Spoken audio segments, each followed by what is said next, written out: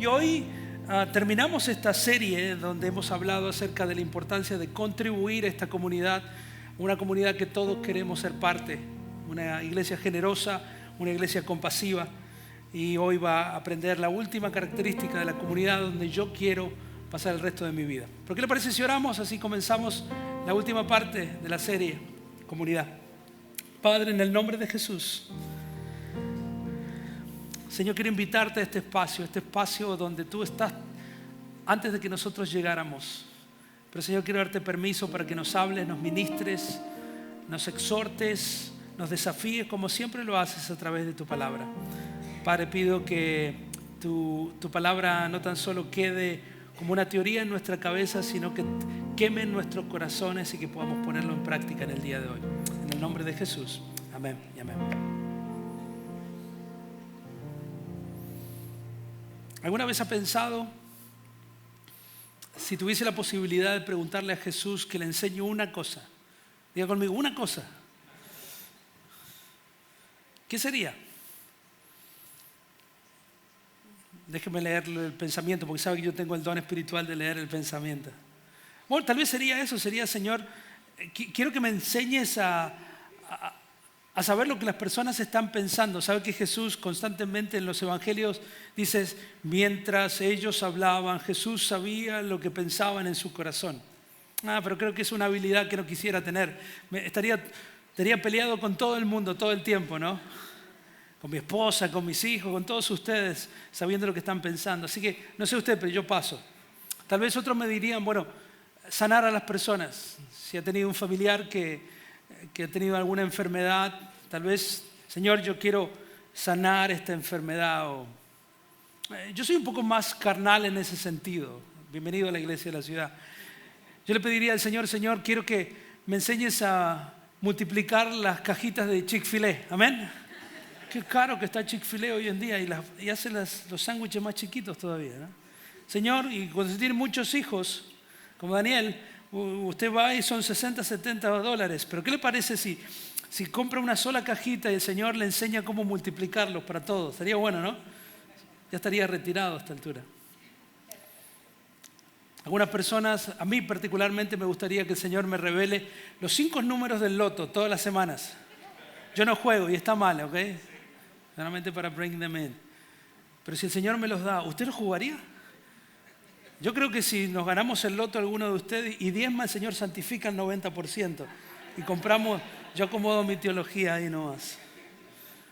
Anyway, no me condene, solamente juegue en secreto, gane y después hablamos. Tenía una hermana aquí en la iglesia que se iba siempre a Georgia. Me acuerdo que una época Georgia ofrecía un Powerball muy grande y a veces no iban los grupos discipulados, pero cada vez que jugaba el loto en Georgia se iba hasta un gas station con el límite de Georgia. Y yo le digo, hermana, no la puedo condenar, especialmente si gana, ¿no? Pero nunca ganó. Así que no juegue, no apueste. Apostar es perjudicial para la salud, ¿ok? Pero los discípulos no le preguntaron a Jesús acerca de ninguna de estas habilidades que Jesús tenía, ni siquiera la que yo le hubiese pedido que me enseñe a hacer, que es caminar sobre el agua. Esa sería una que siempre me hubiese gustado hacer. Pero los discípulos sabían que Jesús hacía algo distinto a los demás y que cuando hacía la habilidad que quiero compartir con ustedes, algo pasaba. Diga conmigo, algo pasaba. Cuando Jesús hacía lo que les voy a decir que hacía todo el tiempo, los discípulos de Jesús sabían que cuando Jesús oraba, algo cambiaba en su interior. Se conectaba automáticamente con el Señor y su interior era cambiado, pero también su exterior, las circunstancias a su alrededor cambiaban. Y los discípulos de Jesús se acercaron a Jesús, posiblemente muy tímidamente y posiblemente en secreto. Porque saben que los discípulos de Jesús andaban con Jesús y alardeaban seguramente de Jesús. Seguramente cuando caminaban con Jesús, no sé, caminaban raro, ¿no? ¿Usted ha visto cuando hay gente que camina así como cuando tiene dinero? Y yo haría exactamente lo mismo. Estoy seguro que cuando Jesús estaba en el Sermón del Monte enseñando a todo el mundo, los discípulos estaban suficientemente cerca de Jesús como diciendo, yo estoy con Jesús. La mitad del tiempo no entendían lo que estaba Jesús diciendo. Es por eso que las Escrituras dicen que cuando la gente se iba, se acercaban a Jesús y le preguntaban, Jesús, ¿qué quisiste decir cuando dijiste tal cosa? ¿Sí? Y Jesús en su amor y su misericordia le decía lo que tenía en mente. Es por eso que estoy seguro que en Lucas capítulo 11, versículo 1, los discípulos de Jesús se acercaron a Jesús en secreto. Y dice la palabra del Señor, dice que aconteció que estando Jesús orando en cierto lugar, cuando terminó les dijo uno de sus discípulos, seguramente el que envían siempre. ¿Se acuerda que cuando usted tiene hermanos siempre manda al favorito de la familia, ¿no? Andá y decile, a la menor, andá y decile a mamá y a papá. Y estoy seguro que mandaron al discípulo amado. Y dice que uno de sus discípulos, no sabemos cuál es, le dijo, Señor, enséñanos a qué, a orar. Así como Juan enseñó también a sus discípulos. ¿Sabe que Jesús se tomó el tiempo de enseñarles a orar? No porque los discípulos de Jesús no supiesen cómo orar, porque los discípulos de Jesús sabían orar. Habían crecido en una cultura donde la oración era mandatoria, religiosa, incluso es esperada de los niños y las distintas edades de las personas. Los discípulos sí sabían orar, pero no sabían orar como Jesús oraba. Porque cuando Jesús oraba, las cosas sucedían. De la misma manera que la Biblia dice que Jesús enseñaba con autoridad, Jesús oraba con autoridad. Jesús no les enseñó a orar más. Jesús no les dijo, necesitan orar más, aunque necesitamos orar más. ¿Cuántos dicen amén a eso? Pero creo que Jesús se tomó el tiempo de enseñarles a orar de una manera diferente. ¿Cuántos de ustedes saben que la oración es poderosa? ¿Cuántos de ustedes saben que la oración eficaz puede mucho, dice la palabra del Señor? Es más, hay 100 afirmaciones bíblicas que estoy seguro que ustedes me dirán, sí, necesitamos orar más y mejor y más a menudo. Pero ¿cuántos de ustedes reconocen que no oramos tanto como deberíamos orar? ¿Algún culpable como yo? Y creo que no terminamos de entender el poder de la oración. A mí me ha pasado que a veces oro por cosas triviales, insignificantes, y Dios lo hace. Señor, quiero ir a comprar estos AirPods. Señor, te pido que estén a 25% off. En el nombre de Jesús, amén. O Señor, necesito este parking porque hay mucha gente en el St. John Town Centers. La ciudad está creciendo, necesito hacer una diligencia. Y a veces oramos por cosas importantes, significativas, la salud de nuestra familia, y vemos que no funciona, que Dios no responde de la misma manera.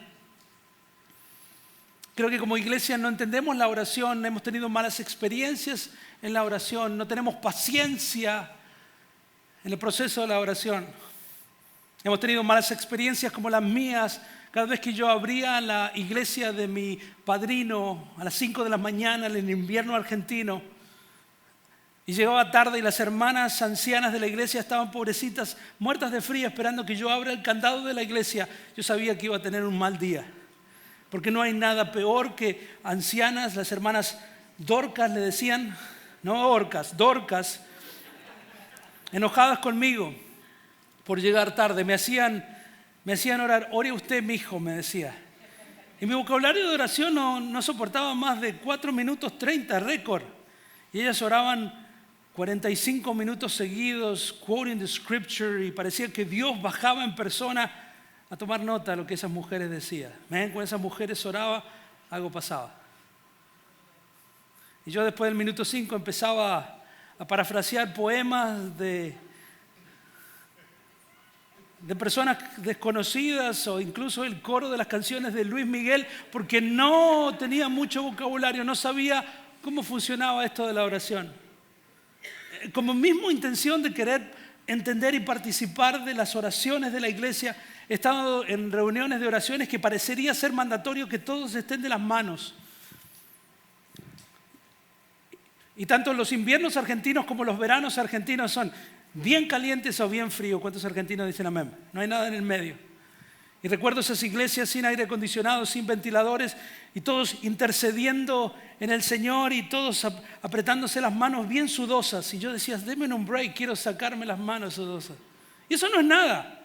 Es cuando vienen los hermanos que tal vez son mecánicos y que tienen las manos duras. Los mecánicos tienen las manos grandes y duras, pero los peores son los que tienen los anillos. Esos que te agarran las manos como una llave francesa y te aprietan. Cada vez que se identifica la oración y uno dice, aleluya, aleluya. Y piensa que uno está en el Espíritu y te aprietan más. Nos ha tocado orar al lado de personas que, parecen saber lo que están haciendo. No entendemos el poder de la oración. Pero Jesús les enseñó no a orar más necesariamente, sino a orar de una manera diferente. Pero no estoy aquí para orar acerca de la oración unilateral, la que usted tiene con el Señor uno a uno. Esa que usted hace a la noche o le enseñaron cuando era chico, que decía, en paz me acostaré, asimismo dormiré, porque solo tú, Jehová, me harás vivir confiado. ¿Saben que todas esas oraciones que hacemos, by the way, son salmos? Están enfocadas en uno mismo. Oramos por nuestra comida. Oramos al Señor cuando tenemos una necesidad. ¿Alguno de ustedes? Hay personas que ni siquiera creen en Jesús, pero cuando tienen un problema es el primer número que hacen, speed dial, Señor. Lamentablemente nosotros también como cristianos utilizamos a la oración como una rueda de auxilio. Cada vez que estamos en una crisis oramos al Señor, ¿sí o no? ¿Está alguno? ¿Qué pasaría si en vez de utilizar la oración como una rueda de auxilio, lo usaríamos como una volante que tenemos a nuestro alrededor y que podamos interactuar con el Señor constantemente? Pero yo quiero hablar acerca de otro factor muy importante, que es de la oración corporativa. Diga conmigo, corporativa. Y no estoy hablando de la oración que usted hace en su empresa. No, estoy hablando de cuando empezamos a orar juntos. Diga conmigo, juntos. Jesús lo dijo, donde hay 2 o 3 reunidos, ¿en qué nombre? En mi nombre, yo voy a estar ahí. Hay algo que sucede cuando oramos juntos como comunidad de fe. En Hechos capítulo 1, versículo 14, vamos a ver que era una práctica común de la iglesia. No podían pensar la oración de una manera desconectada de su comunidad. Creo que la iglesia primitiva sabía algo que nosotros no sabíamos. Muchas personas piensan que la iglesia primitiva fue la que inventó la oración corporativa, pero no fue así. Es que vieron a Jesús orar constantemente, fervientemente, y empezaba a ver los resultados de cómo Dios se manifestaba cuando la comunidad de fe ora al Señor. En Hechos capítulo 1, versículo 14, nos cuenta un día normal dentro de la iglesia de Jesús. Y dice, todos ellos, diga conmigo todos ellos se reunían de vez en cuando los Jaguars no jugaban o cuando el Real Madrid no jugaba con el Barcelona a las 11:15. ¿Cómo va el partido? Y todos ellos se reunían siempre en oración, juntos con las mujeres y con los hermanos de Jesús y su madre María. Siempre juntos. Hay algo que pasa cuando oramos juntos. No tan solo que no entendemos la oración individual, que necesitamos hacerla, y please, no estoy diciendo que no podemos orar de manera individual, es necesario, es importante, lo necesitamos hacer. ¿Cuántos de ustedes necesitan orar más? Yo necesito orar más. Y no estoy hablando de que necesitamos de dejar de orar con el Señor, tener nuestro tiempo de devocional con el Señor, pero necesitamos entender la dimensión que ocurre cuando oramos juntos en comunidad. ¿Sabe que la persona que está a su lado ni siquiera le tiene que caer bien? Mire a la persona que está al lado, diga, me caes bien. A veces.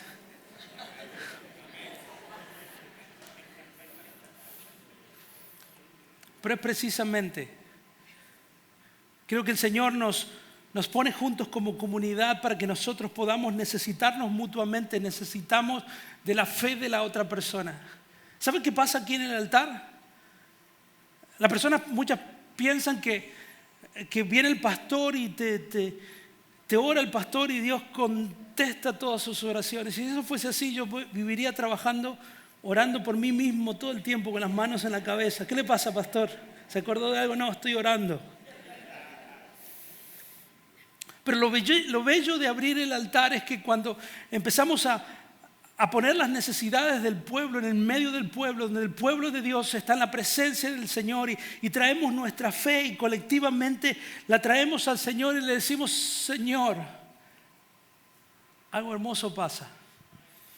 Jesús oraba individualmente, lo puede estudiar en su small group esta semana, de madrugada, antes de iniciar el día. En Lucas capítulo 5 dice que buscaba tiempo a solas, separados de la multitud. Eso es para aquellos que su social battery is low. Ese versículo es para ustedes, esas personas que necesitan desconectarse de todo el mundo, esos que los pone ansioso la gente. Quiero que sepa ese versículo para ustedes. Dice que buscaba, se apartaba de la multitud y cargaba su batería social, ¿no? Para aquellos que somos lo opuesto, nosotros buscamos a las personas para cargar nuestras baterías, pero hay personas que nos huyen a nosotros para cargar sus propias baterías. En Mateo capítulo 26 vemos el momento de dolor del Señor donde está orando en el Getsemaní antes de enfrentar la cruz. Vemos en Lucas capítulo 23 a Jesús en la cruz del Calvario orando al Señor. Señor, perdónalos porque no saben lo que hacen. Hay momentos que necesitamos poder, sabiduría, discernimiento. Pero los discípulos de Jesús sabían que cuando Jesús oraba, algo sucedía dentro de él y alrededor de todas las personas que conocían a Jesús. Y de todas las cosas que los discípulos le podrían haber pedido a Jesús, fue: Señor, enséñanos a orar como tú oras. Y Jesús lo hizo, pero también Jesús le demostró el poder de la oración colectiva. Es por eso que nosotros oramos por nuestros líderes. Quiero decirle una cosa: su pastor necesita sus oraciones. No estoy diciendo I really need it. Usted sabe, no es que I want it, I wish, I need it. ¿Sabe que nuestros misioneros alrededor del mundo tienen una vida de oraciones? Por eso que están metidos en los lugares donde ninguno de nosotros queremos estar. Y ellos son hombres y mujeres de oración, pero hay ciertas cosas que no pueden hacerlo solos. ¿Sabe qué nos piden los misioneros cada vez que nos reunimos con ellos quincenalmente por Zoom? Y no es lo que usted está pensando. No están pidiendo, mándenos más dinero. ¿Sabe qué están pidiendo? Oren por nosotros. Si hay algo que un misionero no puede llevarse consigo, es la comunidad de fe que esté orando, intercediendo con ellos, porque saben que cuando la iglesia del Señor ora, Dios escucha. Jesús ora de manera corporativa en Lucas capítulo 9, y hay cientos de lugares con Pedro, Juan y Santiago donde vieron su transfiguración. Jesús ora públicamente en la resurrección de Lázaro y lo hace público y todo el mundo estaba escuchando. Jesús les enseña como parte del modelo de enseñanza de Jesús, no tan solo el Padre Nuestro, sino que Jesús les muestra corporativamente que se pueden hacer muchas más cosas. Jesús oró en Juan capítulo 17 durante la última cena. Y el Señor dijo: no oro solamente por ellos, sino por los que han de venir, que son todos ustedes y soy yo. Es por eso que quiero hablar acerca de la importancia de la oración corporativa. Esa es la que hacemos en familia, en su grupo durante la semana. Aquí los días miércoles a las 5 de la mañana, eso solamente son para ninjas espirituales, ¿ok? ¿Saben que aquí hay gente que ora a las 5 de la mañana? Yo sé que la mayoría de ustedes no tenía idea. ¿En serio? 5 de la mañana. Pero también tenemos los miércoles a las 7 de la tarde. ¿Cuánto dicen amén a ese? Los días jueves en el campus de Orange Park también tenemos un espacio para orar corporativamente, porque creemos que Dios le ha dado a la iglesia algo que no usamos a menudo. ¿Sabe que una de las grandes revelaciones que el Señor me permitió entender, no tener, sino entender, es que cuando Jesús da su vida por nosotros, lo que hace es, le arrebata el poder que Satanás tenía sobre esta tierra, el dominio que Satanás tenía sobre esta tierra, que era llamado el príncipe de este mundo, que le sacó a Adán y Eva, porque cuando Adán y Eva se les dijo que sojuzgaran esta tierra y que tomaran dominio sobre ella, cuando pecaron, Satanás se lo tomó. Pero ¿sabe qué hizo el Señor? Murió en la cruz del Calvario. Le arrebató a Satanás el poder que le había arrebatado ilegítimamente a Adán y Eva. Y se lo dio, no a un individuo, se lo dio a una comunidad de fe llamada la Iglesia del Señor.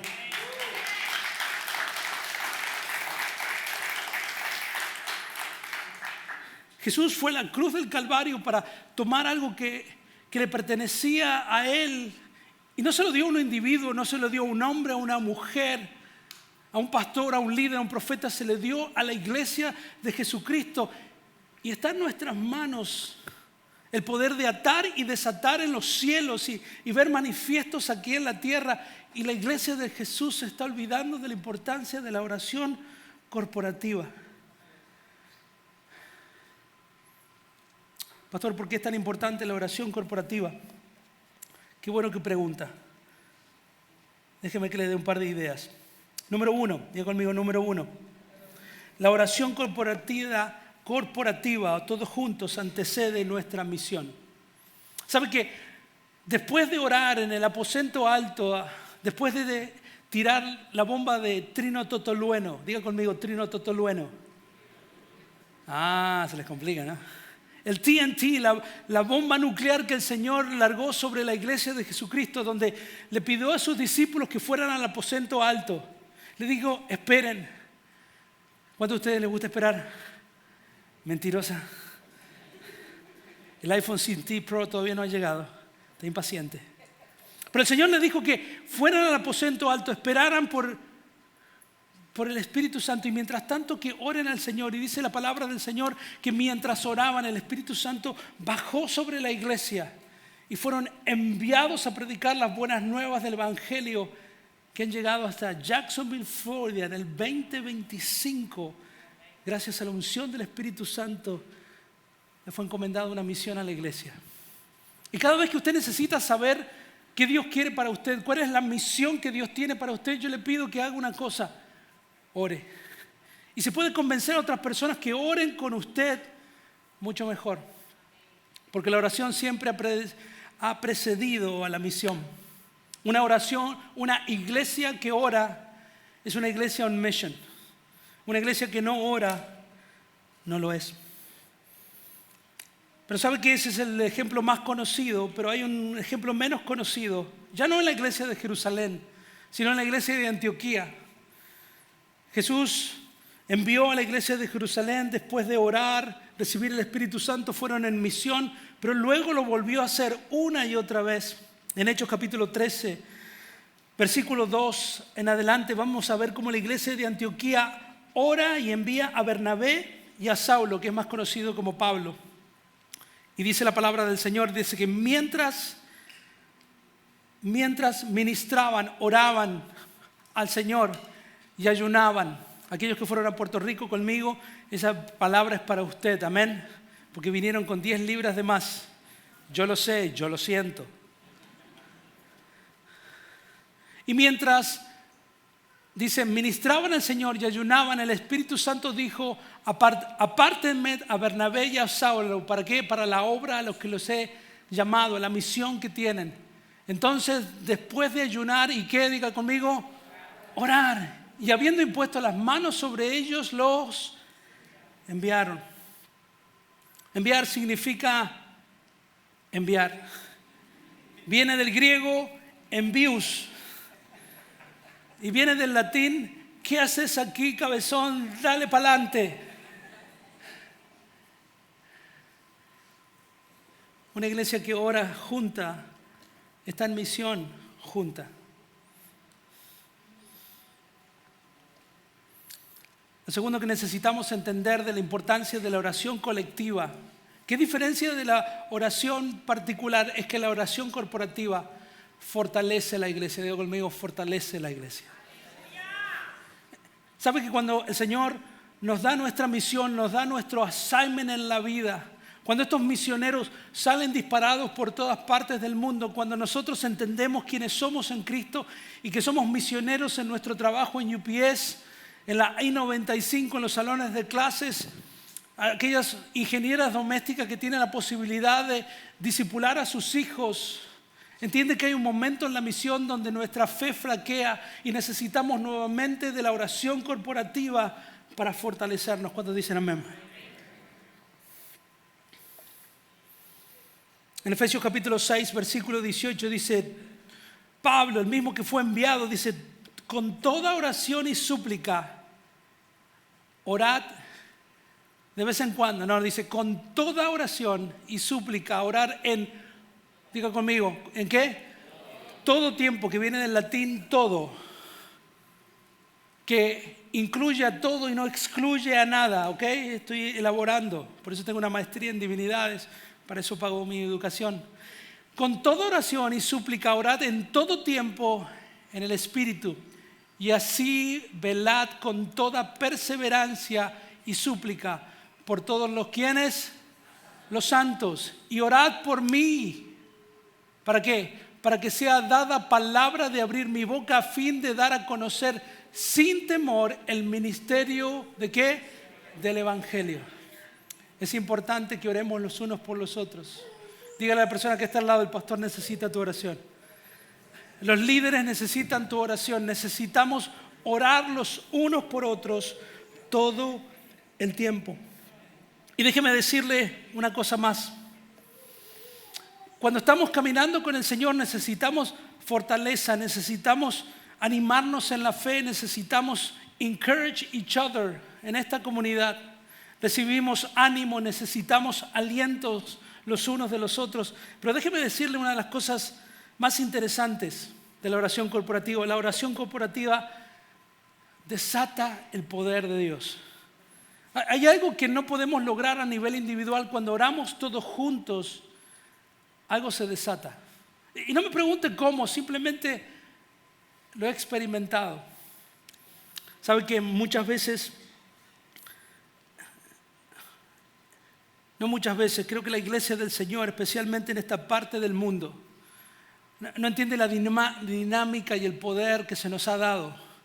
Creo que si entendiésemos y pusiésemos en práctica el poder que produce la oración corporativa, creo que estaríamos haciendo reuniones de oración constantemente todo el tiempo. Y tendríamos cadena de oración, no cadena de chismes, eso es otra iglesia, ¿ok?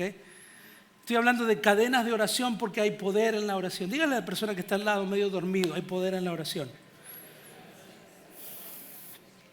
Y creo que el poder que el Señor le ha dado a la iglesia no terminamos de entenderlo, no terminamos de aplicarlo y no es nuevo.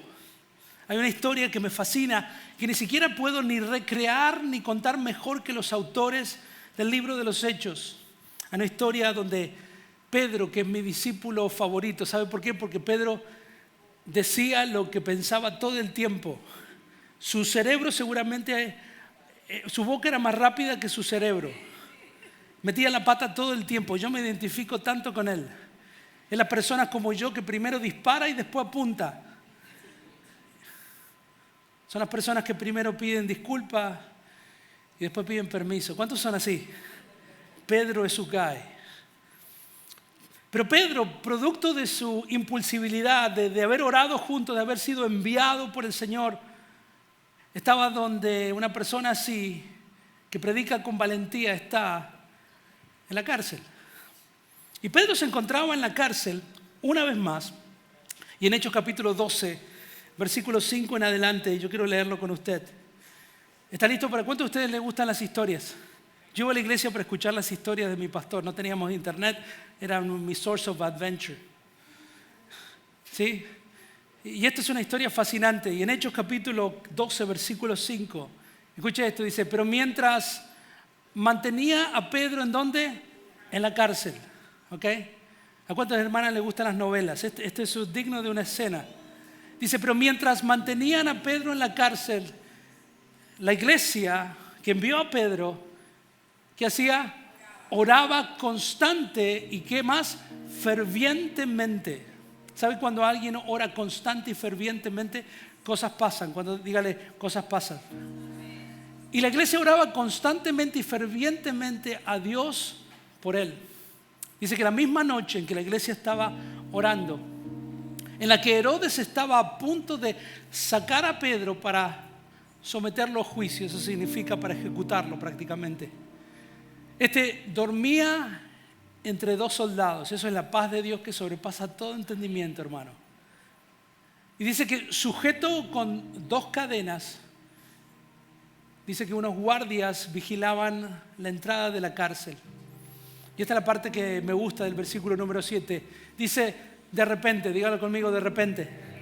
¿Sabe que cuando la iglesia del Señor ora corporativa, algún de repente se va a manifestar? Dice que de repente apareció un ángel del Señor y una luz resplandeció en la celda. Dice que despertó a Pedro con una palmada en el costado. Hey, wake up. Y le dijo, hey, date prisa, levántate. Dice que las caderas cayeron en las manos de Pedro. Dijo además el ángel, vístete y cálzate las sandalias. Así lo hizo el ángel y añadió, dice, échate la capa encima y sígueme. Diga conmigo, sígueme.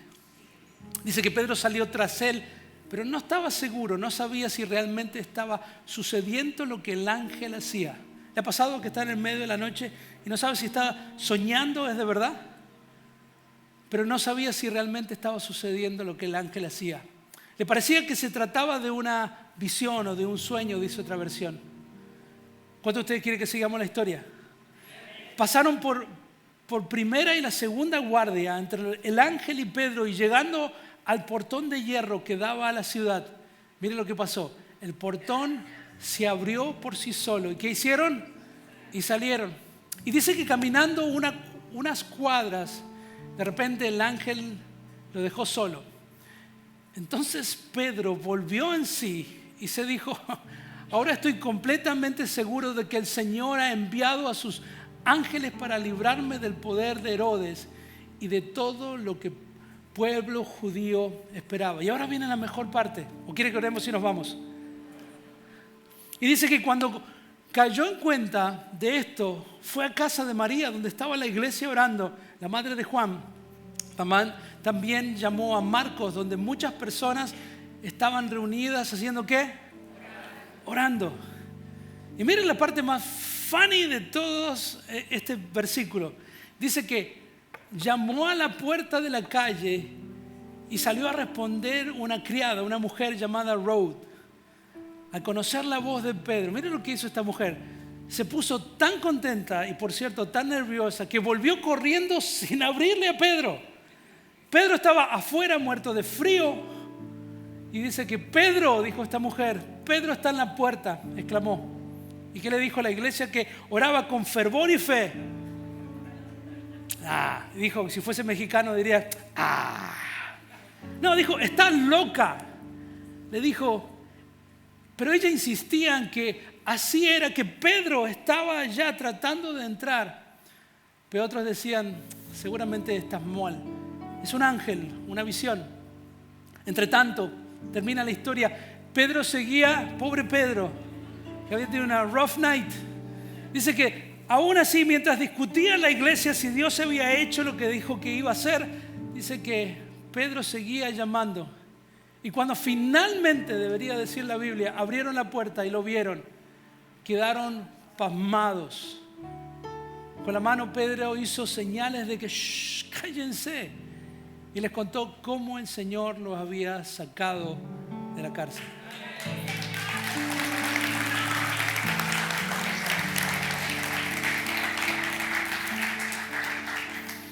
Eso pasa cuando la iglesia ora. ¿Puedo confesarle un par de cosas? O sea, muchas veces las personas se acercan a nosotros. Patricia, usted sabe, mi esposa es más espiritual que yo, es más santa que yo, es más consagrada que yo.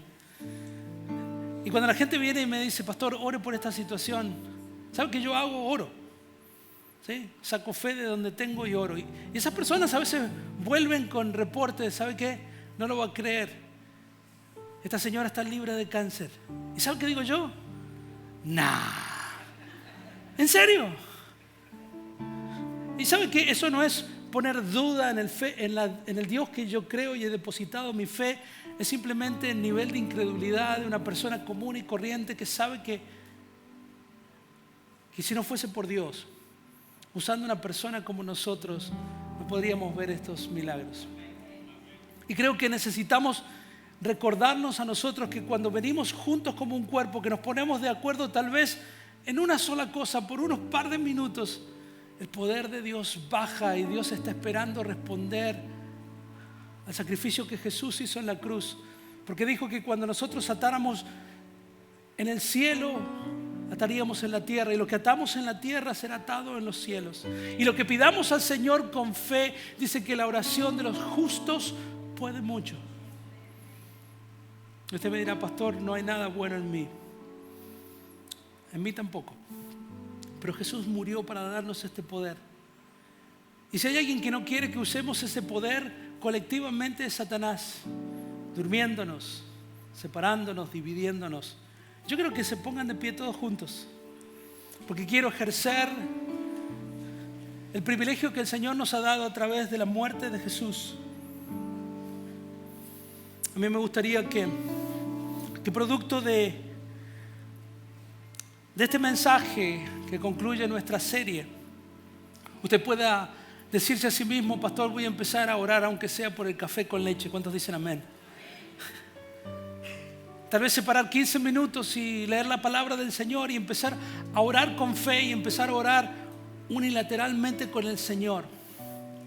Pero quiero animarlos a dar un paso más. Tal vez esta semana, cuando comience su grupo, en vez de saltar de los chips con salsa a las arepas con queso, ir directamente a repasar el mensaje, tal vez se tomen 10 minutos para orar los unos por los otros. No desaproveche esas oportunidades que el Señor nos regala.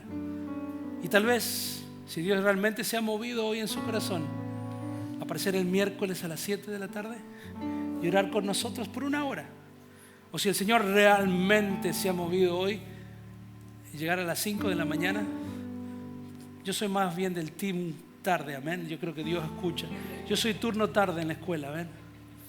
Sea cual sea, hay algo que yo no puedo hacer, no importa cuánta fe yo tenga, cuánto conocimiento o no pueda tener. Hay algo que pasa sobrenaturalmente cuando el pueblo de Dios ora. ¿Y sabe cómo vamos a terminar este mensaje? A ver si hay alguno que me roba al final. Brilliant. Es más, vamos a hacer algo que parecería ser de otro tiempo. Vamos a correr el riesgo por 2-3 minutos, a extender nuestras manos a un perfecto extraño que ha tratado de evitarlo todo el tiempo, separándose de una silla de distancia. Usted sabe, ¿no? Es reglamentario. Yo quiero que extienda su mano. Prometo que no va a ser mucho lejos. Y que le agarre la mano. Si es su esposo o su esposa y está peleado, también agárrelo. Y quiero que vaya del otro lado, si usted puede, y le agarre la mano. ¿Sabe que Satanás tiembla cuando esto sucede? Es necesario. Gracias para aquellos que incluso se han animado a cruzar el pasillo. Eso es una cosa de fe. Pero algo pasa cuando empezamos a network en fe y nos empezamos a alinear los unos con los otros. Y quiero que sepa que no vamos a orar para que gane su equipo favorito.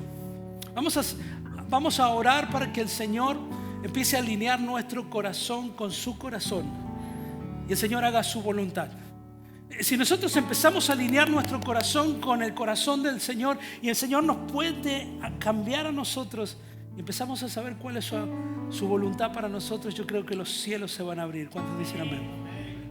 Padre, en el nombre de Jesús, Señor, nosotros somos como esa iglesia, Señor, que está orando por algo, por alguien. Señor, oramos por nuestros misioneros, Señor, en Venezuela, en Colombia, en Guatemala, El Salvador, en Argentina, en Chile y en todos los lugares del mundo.